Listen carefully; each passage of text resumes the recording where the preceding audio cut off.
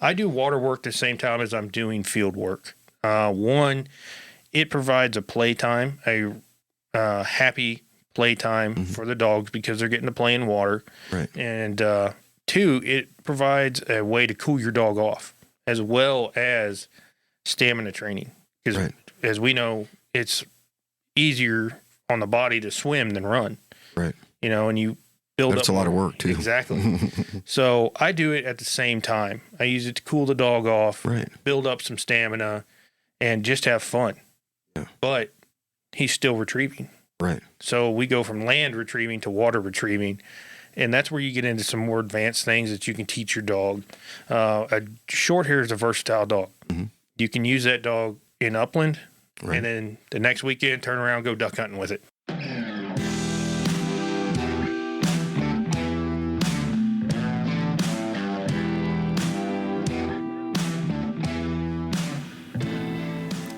Welcome back to all the long-time listeners and a hearty Heart of a Volunteer Veterans Podcast welcome to all the new listeners. I'm your host, Chris, and I hope you enjoy the show. When I think back on my life on this spinning ball, I can think of only a handful of years where I did not have a canine companion at my side. During those times, even as a kid, I was trying to train my pups to do the little things that dogs are expected to do. Sit, shake, stay, you know the drill. I've always been able to create a really good, laid-back pooch that got along with everyone and was a real addition to my life and others. But what happens when you really set yourself to training a dog? What can be achieved? Today's veteran co-host takes training dogs many, many steps further than I ever have. Zach Carpenter, an Army veteran, fell right back into what he loves when he got out, the outdoors. From hunting to spotting Sasquatch, not once, but twice, the outdoors is his place. He found a passion that has helped him through his transition also, training hunting dogs. So without further ado, I give you Zach Carpenter. Zach, welcome to the show, brother. Thanks, Chris. I appreciate you having me on here.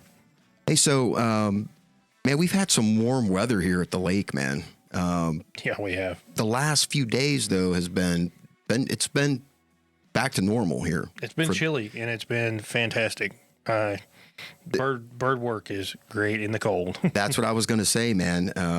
Having Bob out there working some birds, this kind of temperature, for what you were telling me, is perfect. It is. We hit birds today within 3 minutes of leaving the truck. It was a great day. Didn't kill birds, but that's not really what bird hunting's all about. Right. If you want to just kill birds, you can go buy them from a bird raiser. But if you want to see good dog work, that's where bird hunting's at. Heck yeah. Hey, we're going to get into more of bird hunting and Sasquatch, but I like to connect the co-host, the veteran co-host, with their service, where they've been. We have a lot of veterans that link up, like other co-hosts that hear another episode, especially with hunting, and now those veterans are hunting together and working together to build some kind of a veteran hunting club, I guess you could say, across multiple states. Oh yeah, so like a guide service that spans multiple states. Right. It's just it's an interesting deal. That's something that the veteran community really needs. Now you're trying to start up a guide service too. I am, with my cousins and my dad, since we hunt all of our dogs together. Right. And it's a family type deal, but it would be for not just the super rich people, which they already have plenty of hunting clubs for. This would be for more like the everyday man, type deal that can't go out and go hunting all the time. Mm-hmm. But we would take them out and put birds out for them, put them on birds, right? Let them see good dog work, right? And then get to kill some birds. Running your dogs out there. Yes, our dogs. Gotcha. A father wants to take his son hunting, but he doesn't have all the time to do it, or he doesn't have a dog. Right. Now we can provide that opportunity to somebody, and maybe get somebody else out and bird hunting, bring back bird hunting, because it is a dying sport. Right.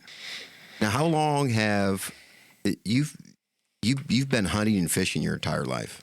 I have. I've been hunting and fishing ever since I could probably walk. Right.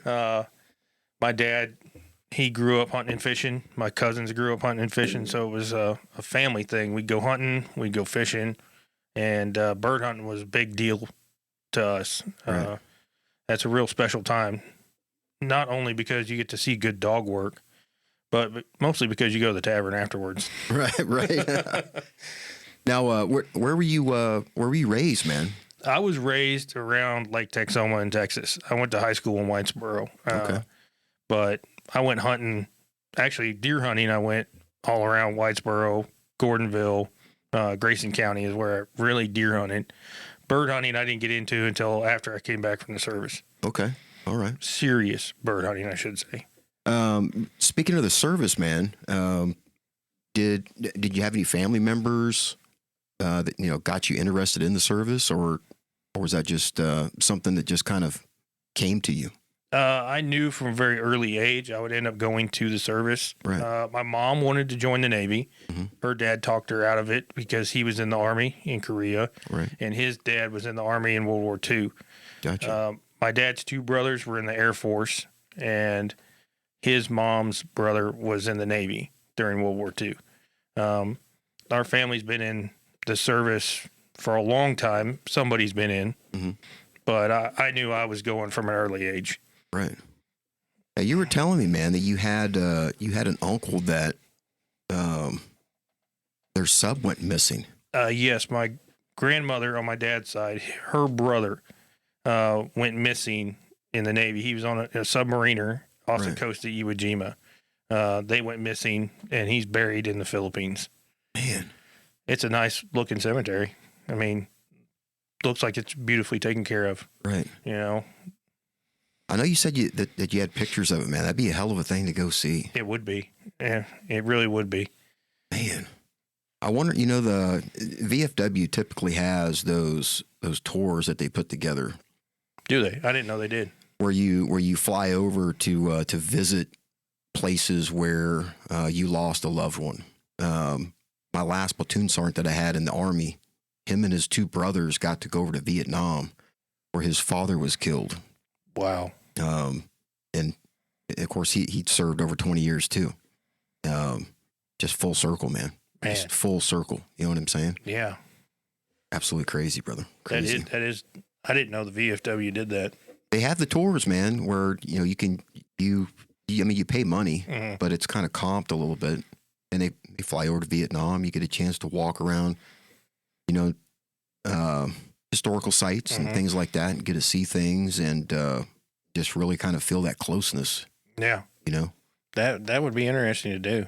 I have to look into that, man. I will. I'm a world traveler now. I'll go with you. Yeah. I'll go with you, brother. You definitely are a world traveler. I'll tell you that. So hey, let's talk about your service, man. Like when you went in, where you were stationed at, some of the things that you did, and then we'll jump in the episode, man. All right.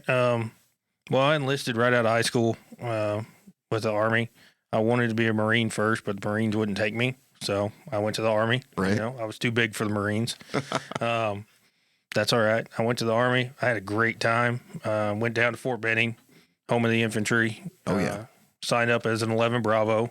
Ended up getting stationed out at Fort Bliss with 3-1 AD, 2-5 infantry. We were light feet, ground pounding grunts. Mhm. And I actually got, grunt for life tattooed on my shoulder with my Right. CIB. From there, I went to Afghanistan. We went to a place called Chalk Valley in Afghanistan from 2011 to 2012. Yep. And most guys would, well, not most guys in the military, but most people outside the military probably hated it. But grunts, we all loved it, And the guys I was with, some of the best guys I think I've ever met. Right. Still got a couple buddies I keep in contact with. I see one every time I go to Indiana. I got to meet his kids, which is really shocking. Well, hey, man, we'll have to, if you want to, talk to your buddies and see if they want to come on. You guys can do a group episode, talk about some things. Hell yeah. Just, joking, laughing, having a good time, reminiscing about a few things. Oh, yeah. I personally, man, I liked Afghanistan much better than Iraq. I liked because it's walking, right? Mm-hmm. And it's kind of feels like you're in charge of your destiny when you got your feet under you. Yes. So, and you're in the mountains, and if you don't make it up the mountain, somebody's gonna pull the man card on you. Right. Right. How long did you serve, man? I served for 4 years and 17 weeks. I was gonna re-enlist, and they told me I couldn't re-enlist due to having shoulder surgery. Right. So I had to get out at that time, which was a real bummer for me because I was planning on making it a career. Right. Yeah. We talked about when you got back, man, and you've listened to some of the episodes. I have. Where I talk about reintegration, right? It's like, what is a veteran doing to maximize their success once they get out? You and I were talking about something, man, that has grounded you from the moment you've gotten out all the way up through today. Can you talk about that with us? That's really my love for the outdoors has grounded me. Like most vets that come out now, they have a hard time, readjusting to civilian life. I don't think the Army does the best job in the world of reintegrating us. They kind of, correct. They want us there, but if they can't have us, they're like, just go ahead. We'll try to help you find a job. But they don't really gear you for what you're going to find in the civilian world anymore. And it's hard for us to come out and do that. Right.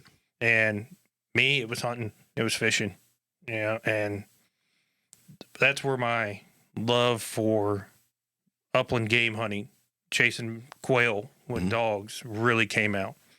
And being around my cousins and my dad doing it was what really grounded me. Right. No, I totally get that, man. It's like you have to get back to something that, like when I first got out, like when I first retired, I would look at myself in the mirror or think of myself, and I would see myself in uniform as a soldier. But I'm walking around people that are like, hey, you're just Chris. Yeah. Right. I've known you since you were this tall to a grasshopper, and they don't know any of that stuff. And that right there is one of those things where you can kind of, it's pinching you and telling you you're real. Yep. This is real. You're right here. I still think we go through that every day, though. Yeah, definitely. But doing something that you love really helps get your mind off of something like that. Right. And takes you down a better path than where it could lead. Right.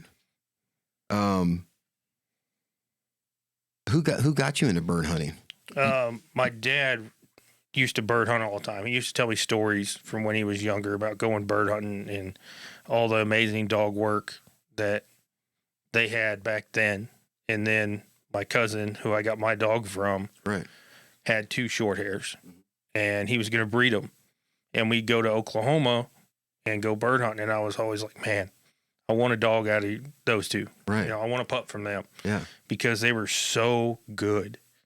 He has a wall. Actually, he has a room in his house filled with nothing but achievements from the mom and dad, and now the boys. Right. In his house. I mean, plaques, ribbons, all kinds of stuff. And that right there, I was like, I want a dog so I can do that.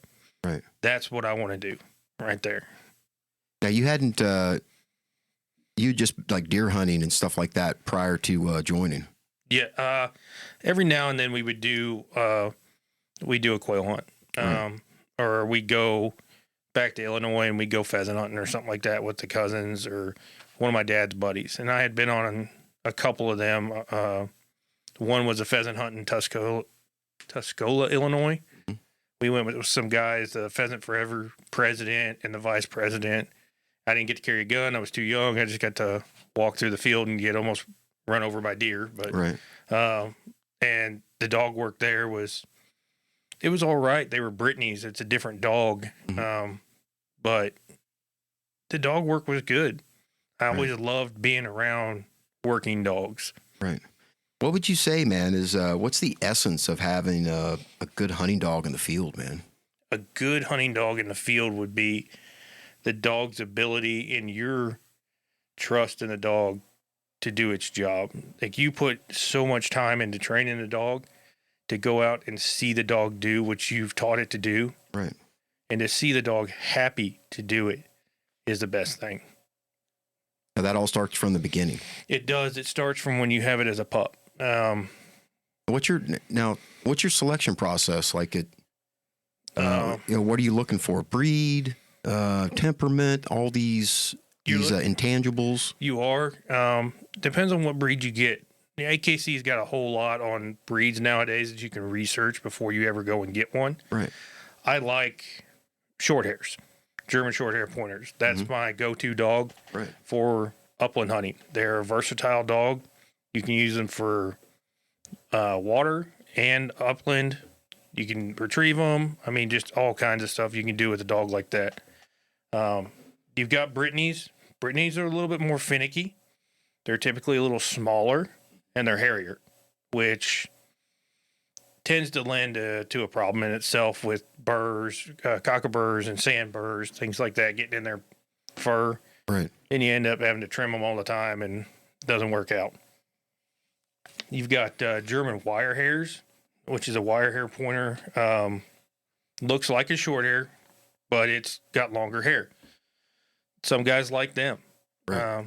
It's all in the breed that you want. I mean, there's so many breeds out there. It would take hours to list them all just for upland. Now, what are your three top traits, man, that you're looking for when you either you see the mother and father, or you just have the pup that you're.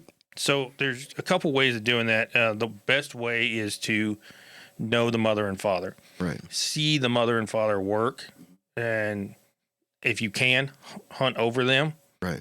To know if you want a dog out of those two. Their traits are going to be inherited into the puppies. I mean, so like Bob. Bob is hard-headed. Very simple name, Bob.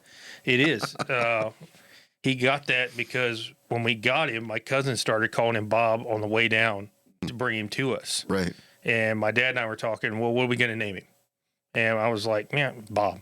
Right. Simple names are the best for bird dogs. Right. So if you have to call them out, it's short. Right. It's not, some like, I couldn't even think of a name that would be ridiculous to call a dog in the field. Most guys try to keep it short. Right. Like McLean. We'll go with McLean. McLean's not an easy word to get out when you're out in the field, Yeah. So it's not a short word. You want a short name for a dog. Right. Or as their call sign is what we call it. Their actual registered name is way longer. Right. But to get back to pup selection, you want to hunt, if you can, over the mom and dad. Right. So you can see the traits that you're going to be getting. Game drive, which is a big factor. What is game drive? What is that? Game drive is the ability and the willingness to stay in the field and to look for game. Right. Some people do it with a wing test when they're puppies. They put a wing in front of the puppy and drag it around or throw it down in front of the puppy to see if they stop, things like that. And if they're enthused about doing that type of work as a puppy, you've got a dog with good game drive. Right. Something that can be developed. It can be. And sometimes it can be a hindrance. High game drive, like Bob, is a hindrance to training. And you just have to figure out how to work around it because his level is so high. Some things take longer for him to pick up during training. And some things are not that at all. He picks it up real quick. Right. Retrieving, he picked up real quick. I mean, super quick. And he loves to retrieve. But he's hard-headed. Zach, let's take a quick break and let's come back and talk about this training process, these stages that you take your dogs through to get them in the field, man, working birds. Yeah, let's do it. It seems as if aches and pains is the price we pay for life. Combat, accidents, sports injuries, or just general wear and tear can be disruptive. I've used Motrin, water. I've even changed my socks to find relief from pain, with minor success. Enter Buzzed Bee Balm, and my neck, shoulders, back, feet, and all points in between are thanking me. I apply Buzz Bee's lemongrass balm after singing in the shower, and it's made huge differences in my reduction in pain, discomfort, and stiffness. Go to buzzbeebalm.com for more info and ordering. And now, let's get back at it. All right. Hey, we are back with my good friend, Zach Carpenter, and we're going to be talking about, we have been talking about dog selection, being out in the woods. Let's talk about the training process, man, like the stages, because it blew my mind with the amount of training that you do. Like I've got 2 dogs here, to get them to set, get them to shake. Didn't seem like it took that long, but I'm not doing the in-depth kind of stuff that you're doing. So let's break it down for everybody so we can really see the work, the effort, the patience that goes into to training a good hunting dog. Absolutely. So basically, when you get your puppy, you want to start working with your puppy every day. It doesn't have to be like super long sessions. It's a puppy. They don't have the attention span yet. Right. 5-10 minutes as a puppy. You want to start working with your commands right off the bat. Now, your commands are going to vary from person to person. As far as me and the guys that I run with, it's heel, whoa, and come. Right. Those are the 3 commands that they need to get down first to start building off of. Heel is coming around to heel, as everybody knows. Whoa is our stop command, and it's stop until we release you. Right. And then come is come to me. Right. Don't play around. Come straight to me. Right. They need to get those down quick. Now, some dogs are going to take a little bit longer than others, but you want that down before you move on to anything else. Right. To where you move on to letting them search a field, looking for birds. Because you want to exercise your dogs, every day. Right. And once you get through that heel, whoa, come phase, it's all on you. What do you want to teach your dog? Right. As far as for an upland situation, you want them to start learning how to retrieve early. Right. And as a puppy, you can take one of their favorite toys and, get them excited. And then you're on the ground with them when you do this because you're lower to them. Right. And you throw the toy a little ways. They go and get it, and you clap your hands and you tell them, come. Right. Happy fun time. Yeah. You want that energy to be high. Dogs feed off of that, especially short hairs. Short hairs really feed off of human energy. Right. And you want them to be happy about it. The happier they are, the better time that both of you are going to have. Now, does that, not to interrupt you, man, but does that happiness of like that bonding connection with you, do you feel that out there like years later where like you tell him to, you say Bob and he takes off, you can see his, he's having fun. Absolutely. Especially when you put a bird down for the dog. Right. And you send them on that retrieve and they're coming back with that bird in their mouth. They are happy. Right. You can see it in their eyes that they're happy. Their tails are wagging and they are happy to bring you that bird. Right. Because one, they know that they did their job. Yeah. And you're going to praise them whenever they bring you that bird. Right. And that's their world. That's their world. And then especially Bob, he knows as soon as he gives that bird up, we're going to look for more. Right. And the more birds he can find and put in the air, the more he gets to do what he loves. And he loves retrieving. Right. As far as going through the field work, you want to start off with retrieving and marking. And you use a black and white bumper for marking. Now, what is, just for people that don't know what the bumpers are? A bumper is a retrieving device. It's usually a soft rubber that you throw. They have some that are blank launched. You put a blank in them and then fire them off. And those are usually a canvas type dummy. Mm-hmm. And that's to get them out farther, to stretch them out on their retrieves. Right. But that comes in later. When you're first starting out on retrieving, it's short distances. You know, you start out close with everything, and then progressively you go farther and farther out. Once they get their retrieving down, there's one or two ways you can go. If they're really good at retrieving and you want to just set it off to where no matter what, they're going to go and get what you tell them. Then you take them and you force break them. And force breaking is you put them up on a table. They know how to retrieve. Now you're making them retrieve. You're breaking it into their head that, look, if I tell you to go get it, you go and get it and you bring it to me. We've done that with animals for how long? I mean, horses, cows. I mean, since we've domesticated and we've got them to follow our commands. Yeah. I mean, it's no different with a dog.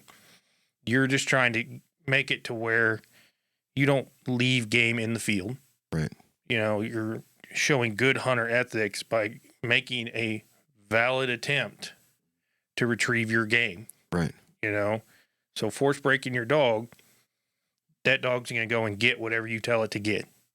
Now the force breaking, that's the table breaking that you were talking about, right? Yes, that is, you do it on a table, and you start out with a wooden stick, right, dowel, and then you move to a bumper, right, and then you move to a frozen bird. Okay. And then in between going to the next session, you go to ground. So you'll start off on the table with the stick. Right. Then you go to the ground. Gotcha. And then you go back to the table for the bumper. Gotcha. Yeah. And what it is you stand in front of the dog and you hold whatever you want them to take in front of them, in front of their mouth, and you're touching their teeth with it, and you tell them fetch. And they have to open their mouth and close it around whatever's in your hand. And then you let go and you tell them hold. And they are not allowed to drop it until you put your hand under their mouth and tell them drop or give. Right. And as that process goes on, you use an e-collar to stimulate them. That's how they learn. They learn from that. Mm-hmm. They don't like the pain. Right. So they learn, hey, that didn't feel good. Mm-hmm. I'm going to do what he says, and we're going to have a good time. Right. And then you praise them when they do it right. Don't ever praise them when they do it wrong. Right. Right. Well, yeah, you're right. When they're wrong, they're right. They're wrong. Right. You want it. And the more you train a dog for field work, you open up other areas that you can advance on. Right. So lining. Lining is a deal where you take bumpers and you lay them out in a straight line. Mm-hmm. And you bring your dog around and send them. I showed you that with Right. Bob. Yeah. You know, and then they go and they get the bumpers in order and they bring them back to you. And once they're force broke, you can start doing stuff like that. Right. You know, it's harder to do it with an unforced broke dog because the dog can simply, no, I'm not going to do it. He can refuse. Right. Pretty much. And then you're like, well, I want you to do this, but you know, they're not going to do it because they haven't been made to do it. Right. You know, so that's where force breaking comes in real handy, is when you want them to retrieve. Like today, if we had killed a bird and been cold and it landed in the water, Bob's going to go and get that bird. Right. A dog that hasn't been force broke could have gone to the water and been like, nope, and then just took off. Right. And now your bird's floating in the water. Right. You know, so, and that comes along with marking as well. Marking game, marking bumpers. It takes 10,000 marks to have a good marking dog. Bob is a marking fool. Right. He will mark birds like nobody's business. And that comes from throwing bumpers for him every day, between 50 and 60 bumpers a day, and then playing fetch. It's not really a play scenario, but he thinks it is because he's out and he's retrieving. Right. He loves to retrieve, you know, so I'm just using a different retrieving tool to accomplish the same goal. Right. And he loves it. Some dogs, they don't want to retrieve. His dad, not big on retrieving, Yeah. but he does it because he's force broke. Right. Well, man, I got to tell you, when you were out there and we got bumpers out there, you let Bob go out there and just kind of use the bathroom, sniff around, called him over. He came right over. And you threw like multiple bumpers out there.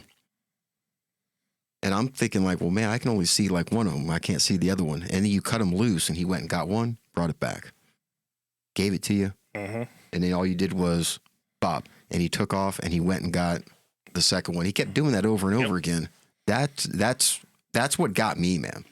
That takes a lot of work to do that. You have to spend a lot of time with your dog. Yeah. And it's not like you're spending hours on it every day. You can go out there, you run them, you know, work on training, and you start out, like I said, you start out short. Right. You know, and you start out with one bumper, mm-hmm. and then you go to 2 bumpers, and then you go to 3 bumpers. At one time, I was throwing 9 at a time for Bob.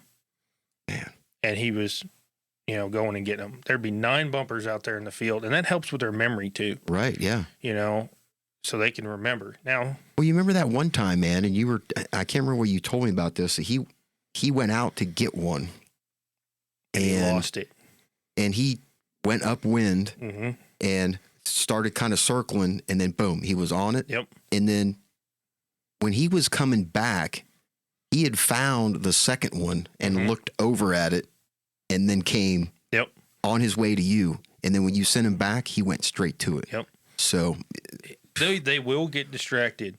Bob loves birds. He loves retrieving. So right. Tweety birds flying by, and, you know, if a bumper goes out at the same time and he looks at that bumper and then a bird flies by, he's following that bird. Right. You know, he doesn't understand, you know, hey, that's, you know, you don't pay attention to that, you know, and I'm looking where the bumper lands. I'll pay attention to him out of my peripherals, but that's also a good thing. It teaches them to use their nose at right. that point. Those right. bumpers have a smell to them, mm-hmm. and we might not be able to smell it, but a dog definitely can smell it. Yeah. So they, like in that situation, he went out and he lost that bumper, but he knows I don't come back without it in my mouth. Right. You know, I have to bring something back. And so he went out and he started working the area using his nose, and then he found it. Yeah, he searched and got it. And then he marked that other one. He's like, there's the other one. Yep. You know, so that's an easy thing for him to do. Right. Is marking. And that way, when he goes back out, he's just like, oh, yeah, right over here. Right. You know? Yeah, he's very successful, man. He is. He's a sharp dog. He is very sharp. He's a little stubborn, but he is sharp. What do you think that when you first go out, like to start your daily session, do you think he has like a like moments, like just like a brief period of time, or like 10 minutes to where it's like he's just knocking off the yes. rust off of all of it and yes. getting his head in the game, kind of like a little pregame? He does. That's what we give him 15 to 20 minutes to run around for. Right. Get loosened up, get, you know, their head in the right place. Smell the area and kind of. Yeah. Yeah. Just let them take everything in, let them burn some steam off, because you don't want to start off training when they're full of energy. You want them to right. wear down a little bit. You'll have better success if you let them wear down a little bit. Mm-hmm. They tend to listen better. They tend to pay more attention to what's going on, and they tend to pick things up better that way if they're wore down a little bit. Right. And you don't have to harp on them as much to get them to do what you want. So you let them wear down a little bit, then you go into your training session. Right. You know, and if you're teaching them new things, like when I was teaching, I showed you the distraction bumper where Bob was bringing one back, and then I threw another one, and he stopped. I would used to have to whoa him when he was coming back, mm-hmm. and then throw one, and then he'd follow it, and then I'd bring him back. Right. Most of the time, if I just throw another one, he'll stop, and he'll watch that bumper fly through the air, and then he'll just continue on back to me. And that simulates a second bird that got right. up and you took down. So he's just doing the shot in the fall. Mm-hmm. Because he wasn't there for the flush. That bird just right. got up on its own. Right. And you were able to take it out. You know, and when he hears a shot, he stops. Right. That's another thing for field training that we teach is stop to shot. Right. And that's where you're out in the field and you've got a blank pistol or a shotgun, and you just fire a round off in the air and you tell your dog to stop. Pretty soon they start associating that. Same thing with stop to flush. Right. You got a dog out, you release a bird. Whenever that bird starts flapping and that dog notices it, whoa. Immediately. Because you don't want him to chase it. You just want him to just keep his eye on it. Yep. Yeah. There are some people that do let their dogs chase birds. I'm not saying it's right. I'm not saying it's wrong. It's not what I prefer. I don't prefer my dog to chase birds. You do that for safety reasons. Yes, that is a safety concern for me, because if a dog jumps after a bird right as you shoot, you'll take the dog out. Right. And that's not something I want. That would ruin me from hunting. Yeah. And it might ruin somebody else from hunting. I prefer my dog to be wing shot and fall, which is they stand through the flush, they stand through shot, right, and then they stand until released when that bird hits the ground. Right. And that right there is a big safety thing to me, and it's the mark of a master hunt dog. Right. Through AKC. Now that's what Bob is, right? Yes. Okay. Master level. Are working on master level. He is there. Right. I just need more birds. Yeah. The more birds I can put in front of him, the better he'll be. Right. What do you think today did? You said you had a covey of 20 when you first put him to. So today really sealed it in his mind. Well, it helped seal it in his mind that whenever birds get up, even though I'm excited, I'm fresh out of the truck, I've got to stand. Right. And that's a hard thing for any dog to stand through, is 20 birds getting up within jumping distance of them. Right. That's hard on dogs. But I put a correction in. I got a correction out of it. Right. And the rest of the day, he did exactly as he was supposed to do. Okay. That's something that you can only hope for when you go hunting. Right. Is being able to make a correction, because that's how the dogs learn. They learn through their corrections that you make on them. Right. That, hey, and as soon as he started doing his work, after that, no problems, nothing. That's just where all the reps just kicked in. Yes. He realized, oh, I'm supposed to be standing. Yeah. He didn't take off far, like 5-10 yards, and no whoa with power stopped him. And he stood the rest of the day. Every time a bird got up, he was standing. Right. Wild flush or a point or not, because they were in some thick cover today. Mm-hmm. They'd run out from underneath him when he went on point, and then we'd move and they'd get up and fly away. Right. Now we talked a little bit about water work, man. It's like, do you get the field work done for 6 months, a year, and then kind of like slide the water work in, or how's this thing working? I do water work the same time as I'm doing field work. One, it provides a playtime, a happy playtime for the dogs, because they're getting to play in water. Right. And two, it provides a way to cool your dog off, as well as stamina training. Because as we know, it's easier on the body to swim than run. Right. And you build up. That's a lot of work too. Exactly. So I do it at the same time. I use it to cool the dog off, build up some stamina, and just have fun. Yeah. But he's still retrieving. Right. So we go from land retrieving to water retrieving. And that's where you get into some more advanced things that you can teach your dog. A short hair is a versatile dog. Mm-hmm. You can use that dog in upland, and then the next weekend turn around and go duck hunting with it. Right. And he's if it's a good dog, he'll go out there and get them ducks. Okay. Or geese, and bring them back to you. You don't necessarily have to have a lab to do it. So it would be...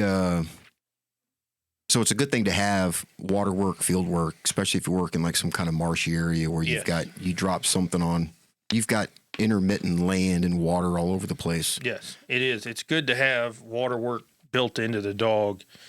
That way, even if you're hunting around a pond, and you go, like, let's say, like I'm looking at going to Kansas, there's water on some of those areas. And if a bird falls in there, some dogs won't go and get it.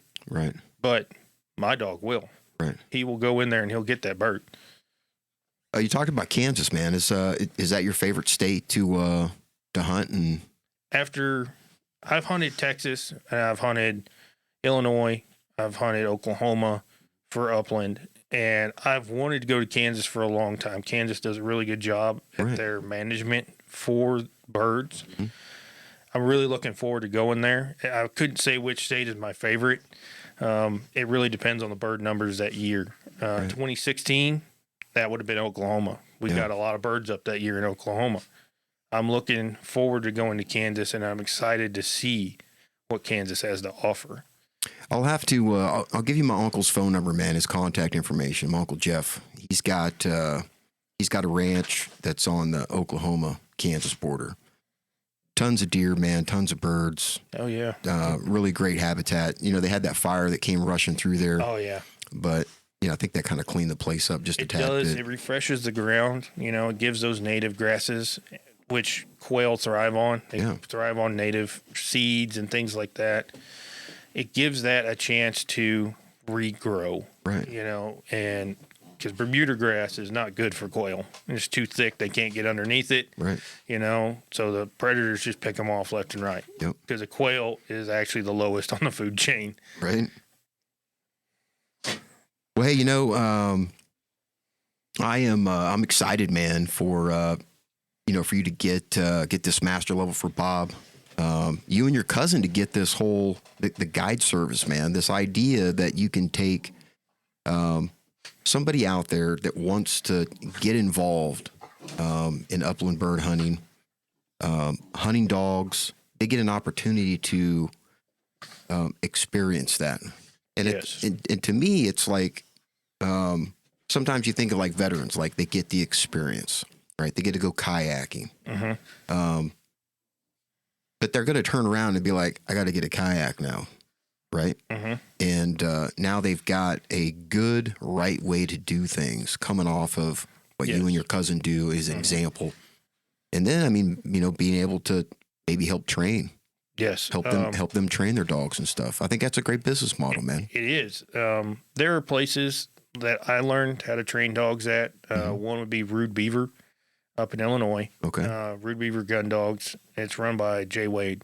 He's a family friend.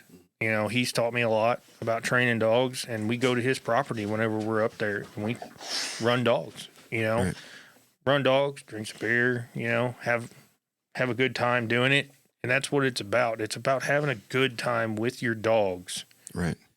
And just making memories, man. That's one of the big things that I like doing is being able to take Bob out and show him off to people and be like, wouldn't you like to have a dog like that to go hunting over? If you do, I'll help you out with that, you know? Yeah. And, I mean, even if people don't want to buy a dog, they'd like to just, you know, go hunting, shoot some birds every now and then, maybe knock a couple back afterwards. Yeah. I mean, there's nothing better than that. Zach, once you get that going, man, we got to get you on here. We got to do another episode. Oh, and if any veterans listen to this and reach out to you, because we'll get your information on here, they can reach out to you. We'd definitely like to get them and all of us on. Oh yeah, just to have some talks about some stories. There's some veterans out there that got some hunting stories that it's fun to bounce those around off people. Hunting stories that's like sitting around a bonfire, sitting around a campfire. You know, late at night after you're done hunting and just reminiscing. Right. You know, that's like mounts on a wall. The mount's not there because you wanted that animal. That mount is there because that's a memory. Right. That's a good memory you have. It's a good point, man. It's a good point. Hey, let me ask you a question in terms of, we talked about field training and retrieval and discipline. Let's just say that you're hunting somewhere with Bob. And all of a sudden you look and you see number 3, Sasquatch number 3. What is Bob going to do, do you think? From everything that I've, heard about, dogs really don't want to be around him. So he'll try to, stay come close to you. Me. Yeah. If I see one while we're hunting, we're out of there. Right. I'm not messing with them. I've already done it before, Can you talk about your first time? My first encounter was when I was 16. I skipped school to go deer hunting. It was right during the rut, and I had a favorite spot I like to go to. It was patch of oaks that were dropping a lot of acorns that year, and I had a log that leaned up against another tree on the ground, so I could lean back and sit there and watch. And it overlooked this dry creek bed. Right. that ran through there. Deer would funnel down through there. They'd come up there. So that was my favorite spot to go. It was the rut.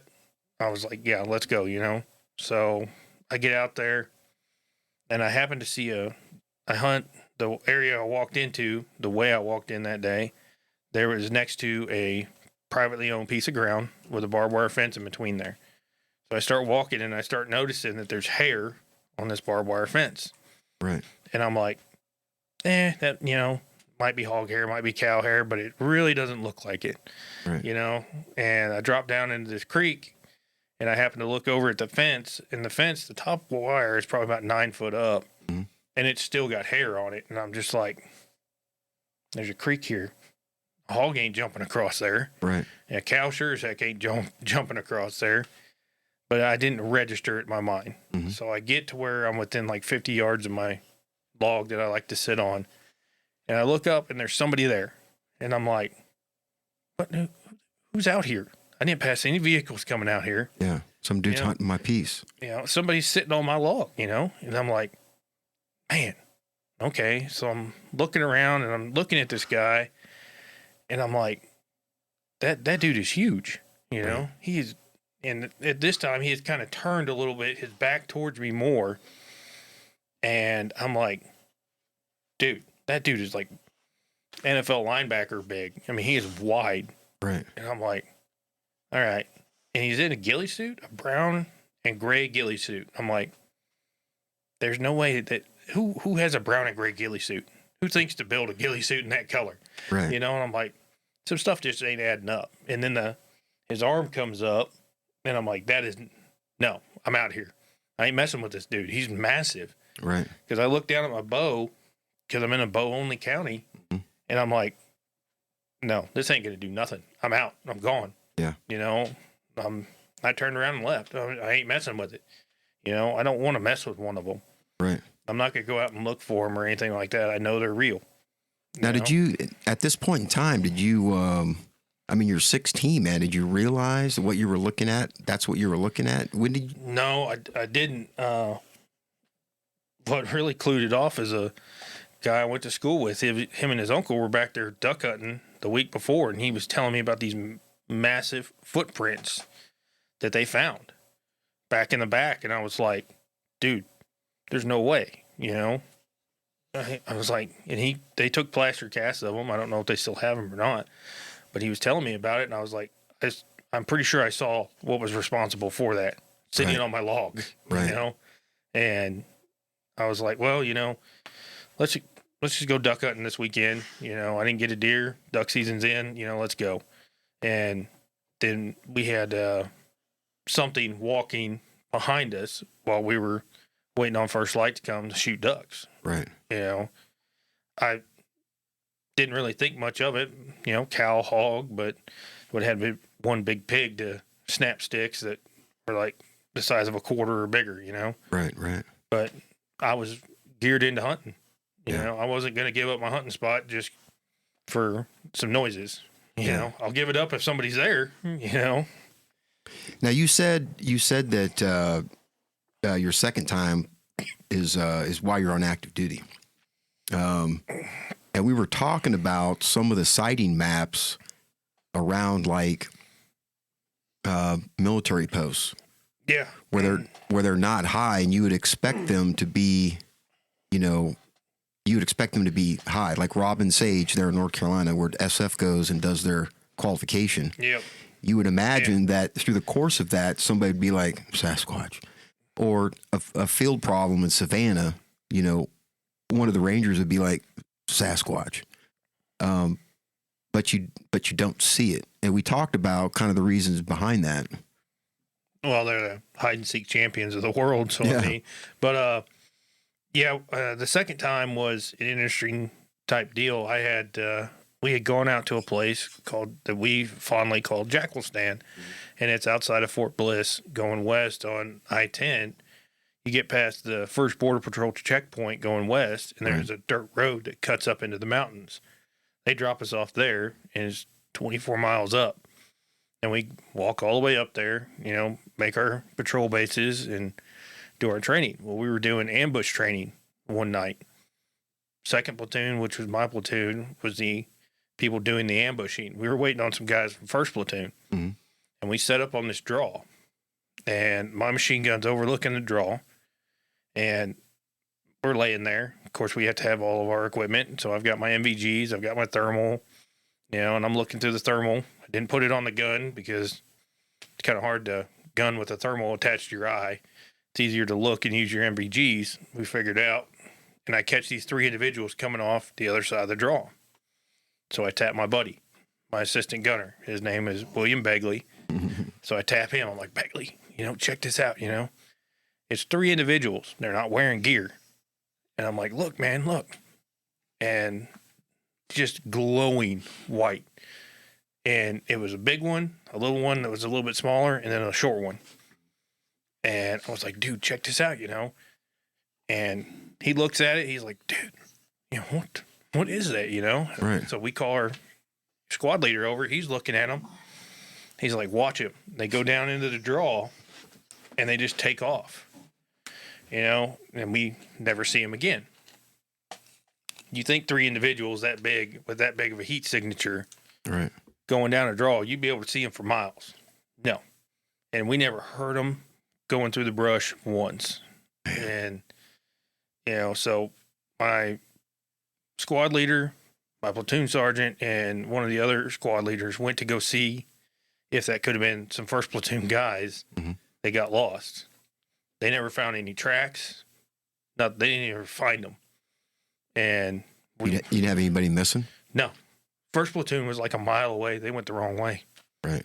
And so they were like, no, we never found y'all. We're like, and who'd we catch on thermal, And we didn't realize it then, after years and listening to Sasquatch stories and stuff like that, you realize, oh, that could have been a Sasquatch, Right. Could have been a family of them. Because where we were at, there's plenty of deer up there. There's plenty of elk up there. I mean, and nobody's up there hardly at all. Right. And what's the temperature in that area? it was in the summertime, and it was pretty, let's say like 50s, 40s, 50s during the day. No, during the day. During the day. Sometimes in the summertime, I'd say it was around that in the evening time. It was like the high desert mountains, stuff like that. It would get snow. We got snowed in there one time. Right. Which was a really, really shitty situation. They closed Fort Bliss down because they got an inch of snow, and we're still out there working. Yeah, we're out there jackal stand. I think of the sighting classes, right? Like the Class A's, which when I look on there, man, it's a steady mix of A's and B's. Like the A is you saw them, photos, video. Yep. A B is where you saw a sign, heard them, but didn't see them. Yep. There's a pretty good mix. We were looking at that map where Washington has the most. Yeah. And it was right along the Cascade Mountain Range, which is where Lewis McCord is. Yep. And that county, Pierce County, actually has the highest reporting of the state, which makes me wonder. I don't know if 275 is doing anything different on the. Maybe they got an agreement with them. I don't know. Maybe they're helping them out. Right. Right. Training aids. Yeah. Hey, Zach, I want to thank you for coming on, man. This has been a good time, bro. It has been. I really appreciate it. What do you got planned for the rest of the day, man? I'm going to go pull Bob out. Again, we went hunting this morning, but I'm going to go pull him out, do some little bit of retrieving work with him. Right. And then he's going to be done for the day. You know, he's he came back bloody today. He's not afraid to get in there and get after them birds, and which is what I really enjoy about him. He's a go-getter. He is hard-headed, and he will go get those birds. Well, when you go out and train again, man, just give me a ring. I'd like to go out there and I got that new GoPro camera, man. I'd like to get some GoPro I'd like to get some video and stuff like that for you, and then for myself too. I got my GoPro, but it's hard to control a dog and hunt over a dog and try to film at the same time. I've got the GPS collar and the. I'll be all over it, man. Yeah. Maybe we can set up a couple of different cameras, like up in some trees, and get some different angles and stuff like that. Really have some fun with it. Oh, that would be. Yeah. And that helps out. That's actually a good training aid too, because you can actually see. Right. how you're What moving he's doing. in the relationship to what he's doing, Heck yeah. how he's reading your body language. Well, hey man, I want to leave the last words for you. And so if you got anything you want to tell the listeners, this is your time. If there was one thing I could tell the listeners, it would be get back outdoors. You know, you don't have to go hunting.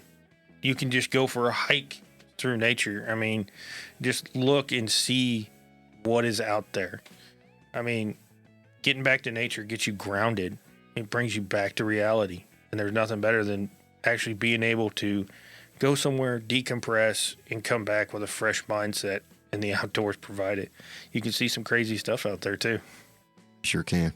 Hey, Zach, once again, man, thank you for coming on. Appreciate you. Hey, everybody, remember, like, share, subscribe. If you like this episode, share it with your friends. And if you want to come on the show, just reach out, HOV podcast, 7 at Gmail, and we'll get you on the show. Until then, everybody be safe, and we'll catch you later.